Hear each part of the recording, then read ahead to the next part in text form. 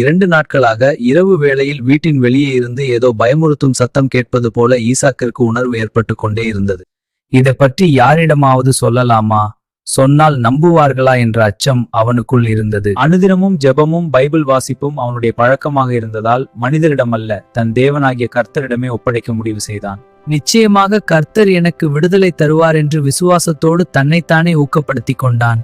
என் தேவனே, இந்த கெட்ட உணர்வை என்னை விட்டு நிரந்தரமாக நீக்குங்கள்.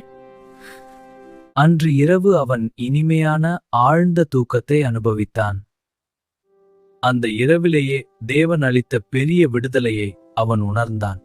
அடுத்த நாள் தேவன் தன் ஜெபத்திற்கு செவி கொடுத்ததற்காக அவர் நாமத்தை ஸ்தோத்திரம் செய்தான். ஆம், பைபிள் வசனம் இவ்வாறு கூறுகிறது, நாம் எதை கேட்டாலும் அவர் நமக்கு செவி கொடுக்கிறார் என்று நாம் அறிந்திருந்தோமானால் அவரிடத்தில் நாம் கேட்டவைகளை பெற்றுக்கொண்டோம் என்றும் அறிந்திருக்கிறோம்.